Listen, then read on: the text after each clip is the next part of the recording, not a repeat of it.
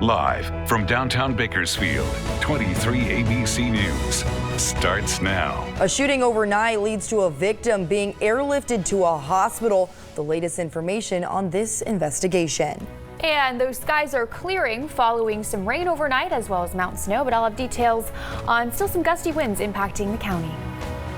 Good morning and thanks for joining us here at 23 ABC News at 8 a.m. I'm Tori Cooper. And I'm Emma Lockhart. Emma, clear skies right now, but looks like it's pretty brisk out there. It is brisk. It's chilly out there. Those temperatures have dipped significantly, but following that moisture overnight, those skies are clearing, but temperatures remain cool. 41 degrees right now in Bakersfield. 14 degrees cooler than it was at this time yesterday, just to give you a perspective of how much cooler we are. But we're looking at those chilly temperatures across the county, and 25 right now in Pine Mountain Club, 31 in Fraser Park, 32 in Tehachapi, 36 in Lake Isabella, and 41 out in Mojave. So some weather headlines for you to be aware of.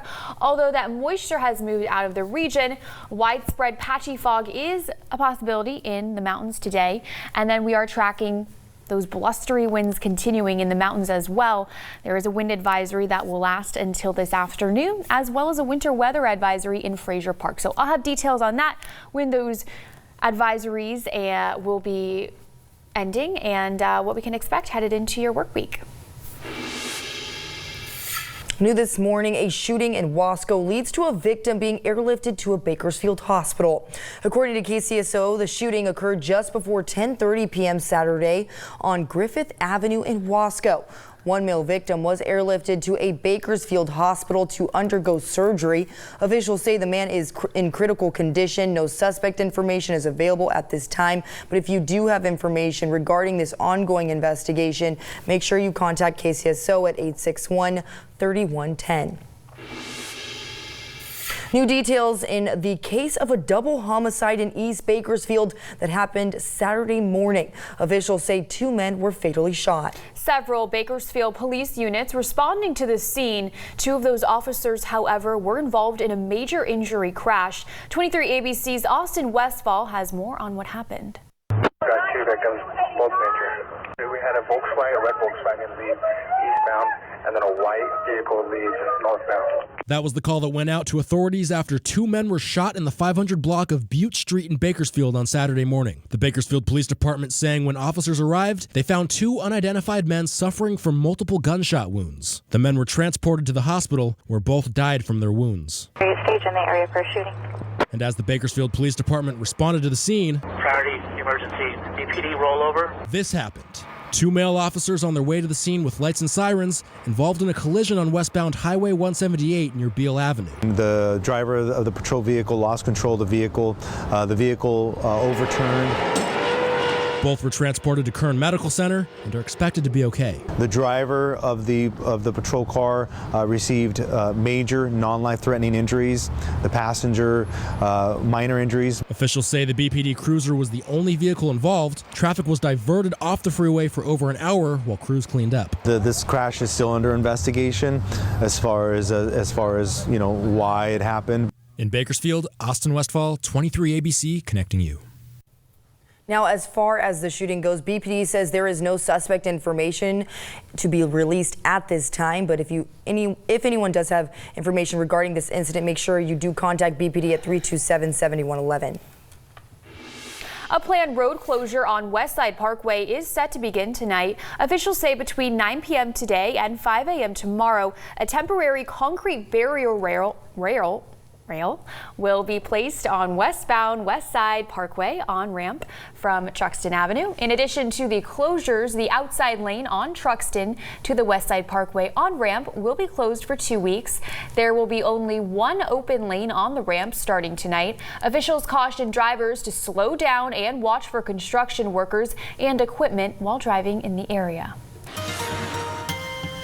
The city of Tehachapi Houchin Community Blood Bank area is teaming up for a community-wide blood drive. Now it's happening tomorrow in front of the Tehachapi City Hall. Houchin is bringing their mobile donation center to the site, and people can stop by to donate between 11 a.m. and 4 p.m.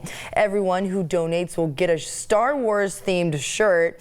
And for more information on how you can donate blood, all you have to do is head to hcbb.com.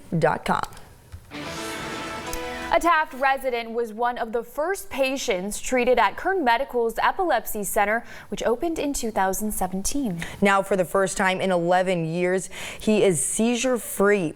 23 ABC's Daniela Garrido shares his success story. I'm 1 full month without no seizure, and throughout my whole 11 years of having epilepsy, I can't remember the last time that's ever happened. At 22 years old, December 7th of this year marked Roy's full month without experiencing a seizure. Once a month was guaranteed. I was guaranteed to have a seizure. It was all thanks to the recently opened Epilepsy Center at Kern Medical. I had given up that it was going to be cured. I figured more medication, higher dosage, and that's how I'd live my life. They weren't able to figure out exactly where his seizures were coming from. So we had to do a lot of testing and a lot of workup by the epileptologist. The Kern Medical Epilepsy Center was a need in the Central Valley epilepsy community. In 2017, when we first started the epilepsy program here at Kern Medical, there was no adult epilepsy center between Sacramento and Los Angeles. So all the patients that suffer from epilepsy would have to pretty much drive down to the Los Angeles area. A drive that was a burden for those with epilepsy, considering they can't drive with their condition. As an epilepsy surgeon, we know how epilepsy can negatively affect patients' lives. There's so many things that the rest of us take for granted, being able to drive, being able to do activities of daily living without having to take medications. And we really hope that by opening this center in Bakersfield that we can provide cutting-edge technologies that otherwise wouldn't be there. For Roy, he came down to Los Angeles to do the surgery, but we hope that in the future we can provide these services up in Bakersfield. A surgery that brought hope to the young Taft resident. Epilepsy surgery has come a long way over the past several years. It used to require large incisions, which took a long time to recover from. What's really great is that all of Roy's ongoing care will be done up in Bakersfield, right? So, and by doctors that know him and that are fully connected with this care consortium. So. And now Roy can stay close to home and start fresh. Feels like there's so much weight off my shoulders. I mean, I'd wake up and just pray that I don't have one. And there were some times where I'd seize throughout the whole night. I'd keep having seizures, and to finally just feel fine, there's nothing that's gonna go wrong, it just makes life so much easier. It gives me less stress. It's awesome. From Bakersfield, I'm Daniela Garrido, 23 ABC, connecting you.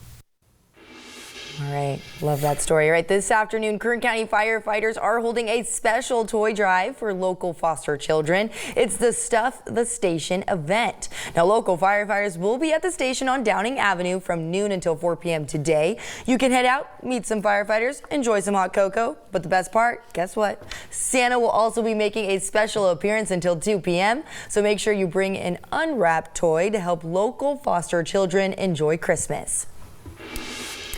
Well, people from all over the county are picking up wishes to fill for local foster youth at the Holiday Cottage. The Holiday Cottage, organized by the Kern County Department of Human Services, is taking place this year at the Rosedale Village, right across from Studio Movie Grill on Callaway Drive. Anyone can take part in fulfilling a local foster youth's wish.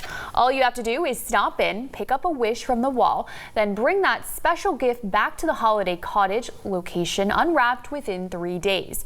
You have until tomorrow to stop by the cottage. They are open from 10 a.m. to 7 p.m. daily at the Rosedale Village Shopping Center.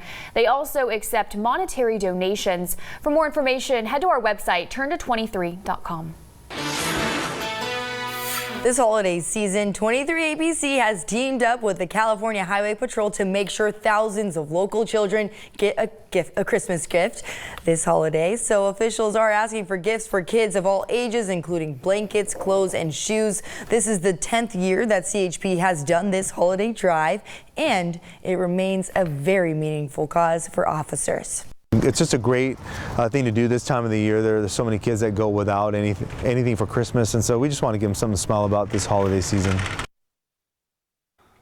If you haven't been able to donate just yet, you still have time, because tomorrow is the last day of the toy drive. And you can drop off your donation at all local Walgreens stores, Motor City at the Auto Mall, Furniture City on Ming and Weibel, along with the CHP headquarters, and of course right here at the 23 ABC News Studios.